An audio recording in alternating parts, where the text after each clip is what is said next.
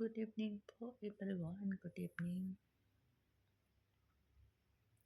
Nagpasalamat ako kay God na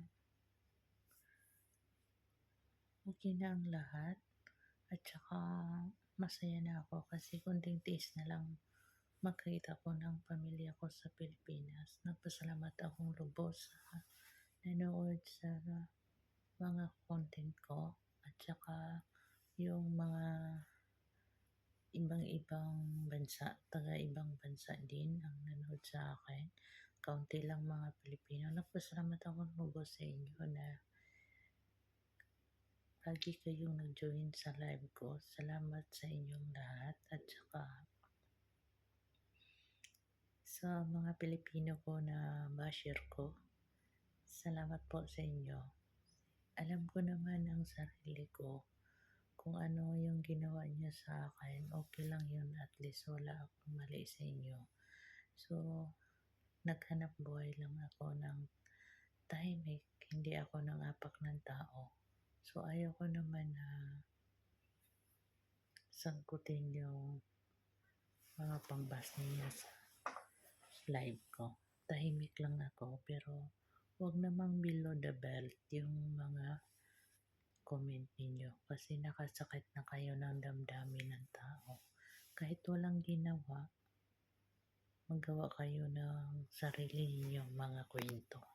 Pero okay lang din, at least wala akong ginawa. So, si God na lang ang nakakaalam kung ano ang isabi ninyo sa akin, at least wala akong mali. So, alam ko naman sa sarili ko kung ano ang ginawa ko. Tahimik lang ako na tao.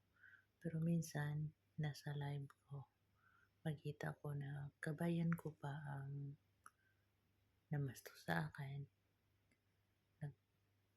Nagsabi na walang katotohanan. So, okay lang yon. At least hindi ako nanakit sa inyo. Tahimik lang ako.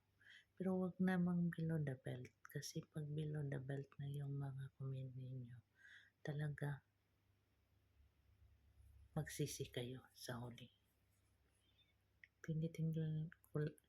Nakatingin lang ako sa mga comment ninyo kahit nasaktan na ako. Pero yun lang sagot ko. Alam ko naman ang sarili ko kung ano ako. Hindi ako maepektuhan kung anong mga sabi ninyo. So at least nagawa ko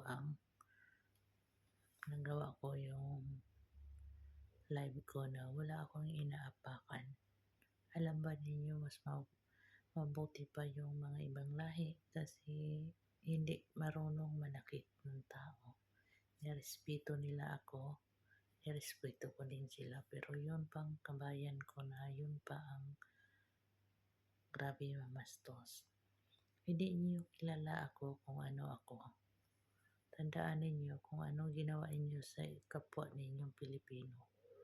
Maranasan din ninyo sa mga pamilya ninyo kung anong isabi. So, sa huli magsisi kayo.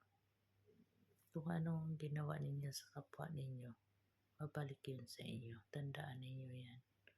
Huwag kayong